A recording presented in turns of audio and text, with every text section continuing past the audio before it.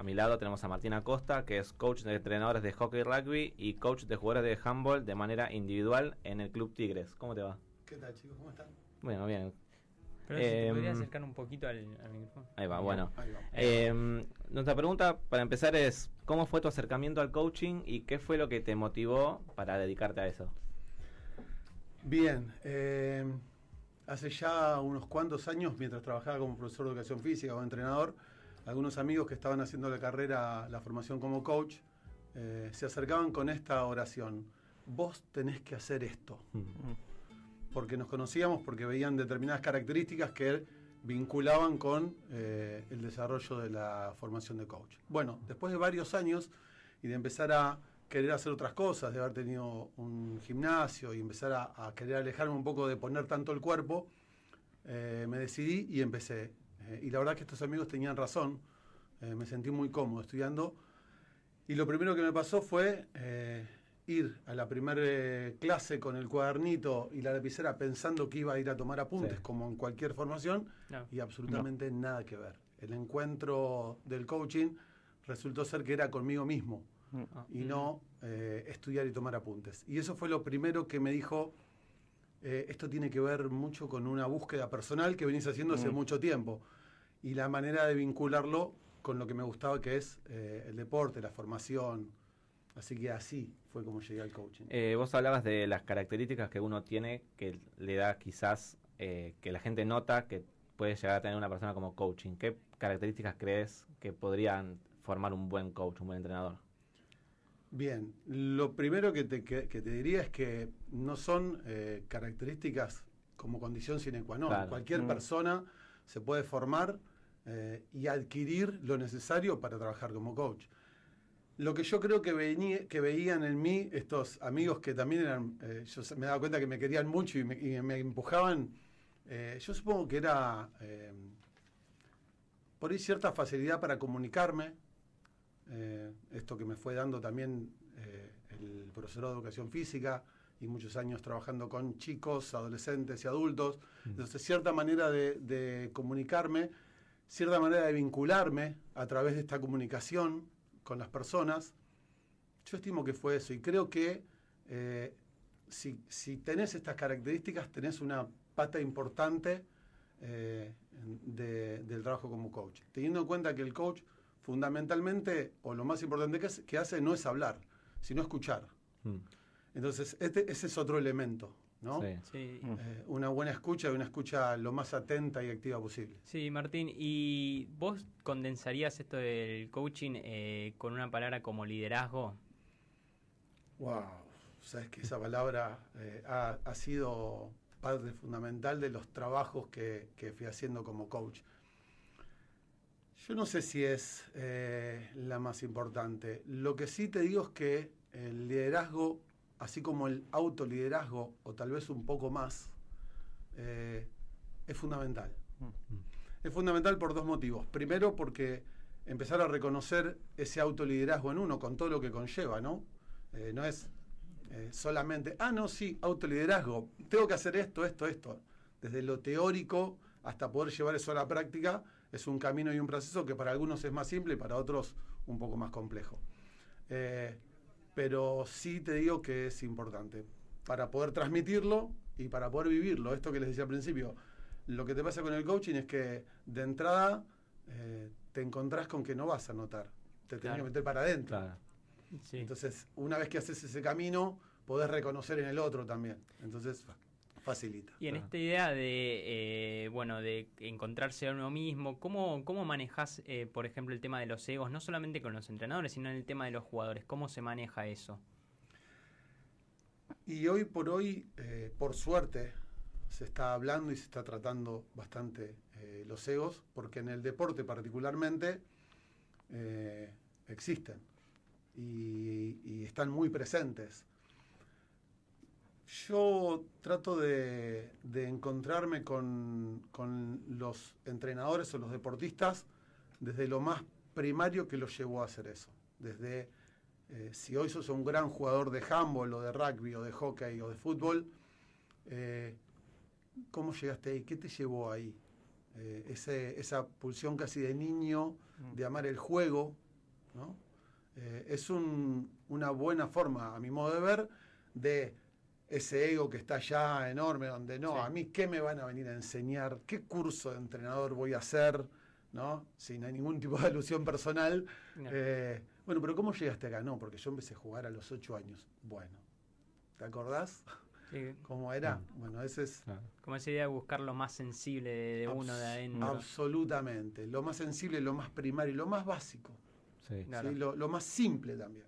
Vos Bueno. hablabas de como de trabajar el ego con el jugador, ponele.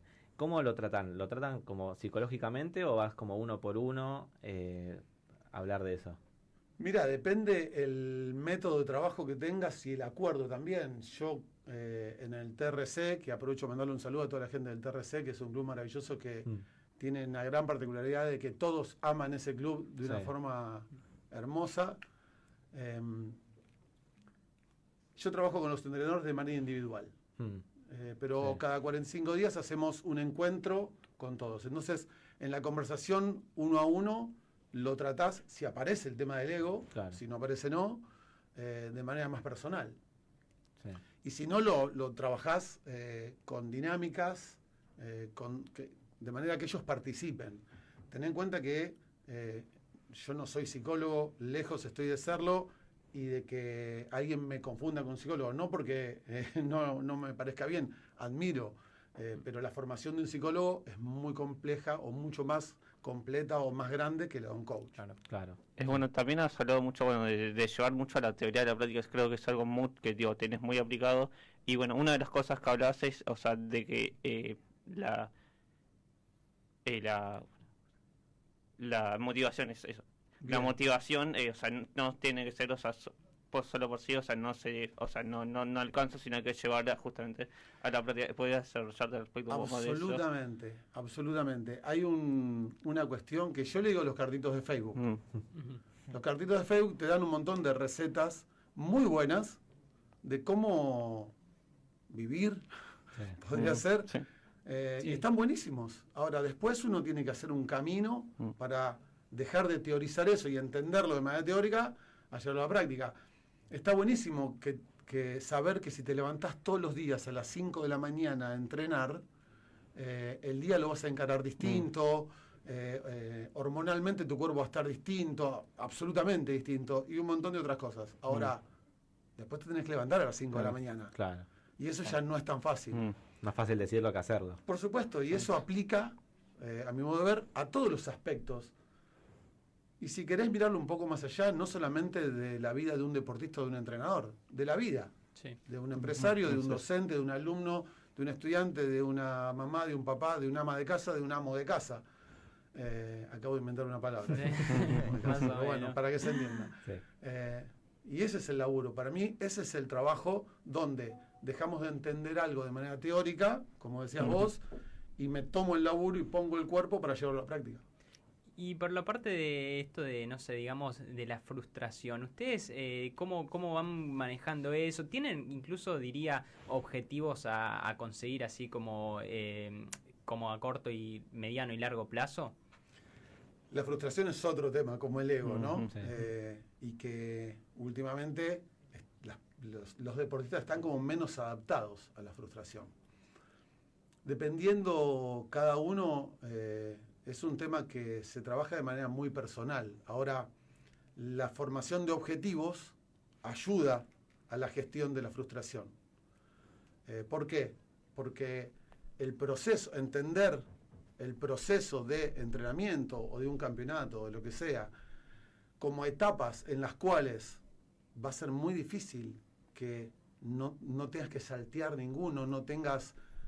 yo me lo imagino como la subida de una montaña, ¿no? Digo, nadie sube una montaña en línea recta, y si sube en línea recta le va a costar mucho más. Es sinuoso, Claro. vas a frenar. En algún momento el camino va a bajar y vas a decirte, ¿por qué está bajando el camino ahora? Si yo quiero llegar allá arriba.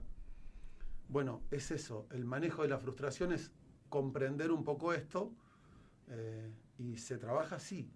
Una forma muy efectiva es, como vos decías, planificando objetivos a mediano, corto y largo plazo. Sí, también entra la parte de aceptar el hecho de que uno tiene que convivir con la derrota, ¿no?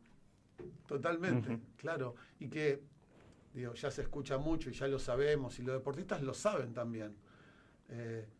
Bueno, Ginóbili, por ejemplo. Bueno, Sí, obvio. que podemos tirar un montón, pero esto de que todos coinciden en que han aprendido mucho más en sus procesos de las cosas con que la derrota los enfrentó o los confrontó que con la victoria. Sí, también, digamos, o sea, prepararse para todo un tiempo para una competición particular y después que las cosas no salgan, o sea, que todo el esfuerzo considerar, digamos, que no valió la pena, pero después, digamos, que siempre sí, obvio, queda algo bueno.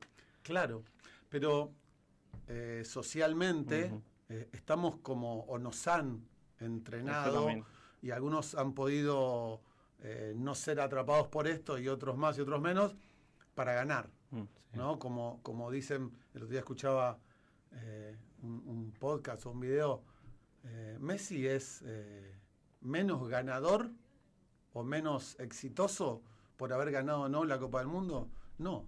Sí, una charla TED creo que era, me parece. Sí, una charla TED. Claro. Digo, esto de que todos lo escuchamos. Ahora después tenemos que vivirlo. Claro, muchos usan como la derrota para fortalecerse y aún así conseguir muchas victorias aparte. Absolutamente. Esto de que, ¿qué pasa si te caes 7 veces? Te tenés que levantar 8. Claro, sí, tal cual. Sí. Pero eso hay que reconocerlo, y eso implica un esfuerzo y un compromiso y una consistencia y un autoliderazgo o un liderazgo, si tengo personas que están bajo mi mando, por decirlo de alguna manera, que requiere entrenar y trabajar el manejo de la frustración, la consistencia, la motivación, estas cosas que ustedes decían, absolutamente, claro. Y vos que trabajás con entrenadores como con jugadores, ¿qué dirías que es lo más importante en el proceso de comunicación entre ellos para que sea claro y sea ameno? Bueno, me parece que un factor súper importante es la comunicación en sí misma. Me parece que los entrenadores han cambiado mucho, por suerte, y están cambiando, y se está en proceso aún más de cambiar, y es necesario seguir cambiando la manera de comunicarse con los deportistas. Hay una especie de concepto de vieja escuela. Esto es una opinión muy personal, ¿no? Aclaro siempre. Hay un concepto como de vieja escuela, donde el entrenador se permite hablarle al deportista como se le ocurra, tal vez transmitiendo su frustración, su incapacidad también. Me van a saltar los entrenadores a la yugular, pero sustento esto que digo. Sí. Y eso ya no... Sí, hay que echarle de otra forma, creo que... Claro, y porque aparte científicamente está comprobado que la huella que deja eso en un deportista es negativa.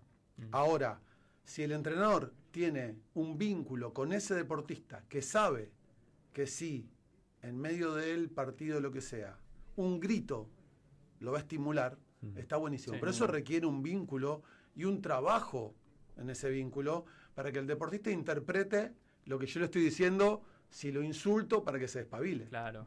Pero si no, absolutamente no suma. No suma, va a ser negativo ese impacto. Por eso esto es una batalla personal, laburar en este concepto de cambiar el concepto de vieja escuela. Está buenísima la vieja escuela, pero permite algunas cosas que hoy ya no están buenas, no porque lo diga yo, sino porque está recontra probado científicamente que es así. Claro, incluso la sociedad va cambiando, todo, claro. Influye. Absolutamente. Chicos, no vamos a hablar de edades, pero yo soy mucho más grande que ustedes y practiqué en muchos deportes. El número es una cosa. El número es una cosa, totalmente. Yo he tenido entrenadores que me han marcado por su capacidad de hacerme entender lo que querían, por su empatía, y otros que me han marcado por ponerme de suplente y sacarme insultándome, claro. Porque no me decían de qué tenía que jugar. Entrá a jugar. ¿De qué? No, entrá a jugar. A los 5 minutos me sacaban. Y yo tenía 11 años. Y eso también me ha marcado. Sí, por supuesto. Y otra cosa creo también, no solo, o sea, que entres a jugar determinación, en una posición determinada, sino con qué función, con qué características, porque, o sea, sí, o sea, entras a jugar en una posición determinada, pero después, o sea, qué le puede sumar al equipo, por no 3 cosas fundamentales. Total, claro. Sí, sí. Bueno, vos hablabas antes de la vieja escuela. ¿Cómo definirías una nueva escuela, una escuela moderna, podríamos hablar? Qué buena pregunta. ¿Cómo definir una nueva escuela, una escuela moderna? Me parece que el aspecto de la comunicación es fundamental, Mm. de la mano de la capacitación. Un entrenador capacitado no solamente en conceptos técnicos, tácticos, estratégicos, sino en estas, yo no las llamo así, pero para que se entienda, habilidades blandas, hoy por hoy tienen un rol y cumplen un rol fundamental. Y me parece que esta nueva escuela está bastante más cerca de eso. Ahora, de ninguna manera hay que decir, listo, ya no me voy a formar, porque ahora yo le hablo bien a los chicos, me entienden, me llevo bien, me invitan a los cumpleaños, entonces, no Claro, estoy hablando claro. en contra o a favor de una o de otra, sino que todo es fundamental. Perdón, ¿qué sería lo de las actividades blandas? Actividades blandas se le llaman, por ejemplo, el coaching. Ah, ¿Sí? ok. A la psicología se le dice carreras blandas porque trabajan con aspectos no técnicos. Ah, ahí va. si me Claro, entendés. más Pero es tan humanos. viejo que no lo conocías. Claro. Es tan viejo que no lo conocías. Sí. Bueno, y ¿cómo vos que entrenás entrenadores y también jugadores? Sí, me encanta. ¿Cuál crees que es más fácil para entrenar? Para coachear, Sí, Claro, para para coachear, perdón. a mí me gusta el jugador. Jugador. Digo, ¿Por qué? sucede una cosa, cuando vos coacheás a un jugador, el impacto del trabajo va a centrarse en el jugador, en sus compañeros que lo van a ver, en el cuerpo técnico que acompaña a ese jugador y en su círculo familiar. Sí. Pero con quienes no se vincula, si es en el caso de un deporte de equipo, ¿no? Estamos hablando no de un deporte individual, sino de un Claro. deporte de equipo. Nosotros hablamos de handball. Claro. Bueno, en el caso de Claro, jugador es handball. Claro, Rugby. digo, o sea, es completamente distinto el efecto del coaching en un deportista individual que de Sí, un por equipo. supuesto. Pero como te decía, cuando coachás al deportista, el impacto se ve reflejado en él y en su círculo. Sí. Y esto es muy notorio. Cuando coachás a un entrenador, el impacto se refleja por efecto cascada en todo el equipo. ujú. También en su cuerpo técnico, Sí. por ahí también en relación a la dirigencia, pero siempre es hacia arriba un poco, hacia los costados y hacia abajo fundamentalmente. En el caso del entrenador, hacia abajo fundamentalmente, porque el proceso que va llevando el entrenador impacta en los jugadores que entrenan. ¿Y cómo los motivás para que suban, para que vayan para arriba, como hablas vos? No los motivás. En una conversión de coaching sucede una cosa hermosa, que es que a partir de las preguntas que el coach hace y de lo que se escucha diciendo el coachee, que es el entrenador, el jugador, Sí. la misma persona va descubriendo qué cosas no está viendo o quiere cambiar también, ¿sí? Pero el coach no le da una fórmula, no le da una receta. Lo maravilloso del coaching es que lo ve la misma persona, Sí. lo descubre ella. ¿Hubo algún momento que, bueno, esto es muy personal, ¿no? Que te haya conmovido en tu carrera? Uf, Bueno, Sí. uno, porque Uno debes tanto. tener ten en varios. cuenta que cuando trabajás con gente y ves una persona que se conmueve por esto mismo que te decía, porque se da cuenta de algo o ve algo que no veía, eso le llamamos quiebre. Ujú. Ese quiebre es muy movilizante para la persona. Y nosotros estamos vinculados, si bien somos profesionales o somos todos los profesionales que podemos ser, Sí. empatizamos con la persona y nos vinculamos con esa persona. Te puedo decir, yo hace 2 años que trabajo con un chico que es jugador de handball, que es muy talentoso, que no voy a dar el nombre porque No, porque está se va a morir bien. de vergüenza si doy el nombre. Y en el último encuentro que tuvimos, si bien hizo un proceso maravilloso en estos 2 años, reconoció, se dio cuenta, con 17 años recién cumplidos, que lo que le está pasando ahora, el tránsito que está teniendo, es mucho. Me están pasando muchas cosas, me dijo, Claro. y no sé cómo gestionarlas. Y se emocionó, Sí. y yo te lo cuento ahora y me emociono yo ahora, y se le cayeron las lágrimas. Y yo lo veo como un hijo, tiene 17 años. Claro. Eso pasa mucho y es maravilloso. Claro, es que es justo la edad, el cambio, Sí. paso a la adultez, o sea, todo lo que implica la vida personal también afecta en el deporte. Absolutamente. sea, Bueno, para- esa es la nueva escuela. Claro. Empezar a tener en cuenta Claro. todas las cosas que vive un deportista más allá del Con el deporte. Sí, ya como para ir cerrando, con este caso del chico este de 17 años, que te viene así como una figura, por ejemplo, que te quiere hablar sobre lo que le va pasando. ¿Cómo haces para separar lo profesional de lo personal, de ese vínculo? No se puede. ¿No se puede? No se puede. Cuando estás con una persona, sos todo lo que esa persona es. Cuando trabajás con una persona, trabajás con todo lo que esa persona es. Entonces, cualquier logro que esa persona sienta que tuvo, por ejemplo, enojarse menos, Sí. después de un partido que perdió, individual, de equipo, lo que sea, enojarse menos después de un partido, no hay manera que eso no impacte en su vida personal. Y que cuando tenga un desacuerdo con su familia, con los compañeros de colegio, de facultad, también pueda gestionarlo de la misma manera.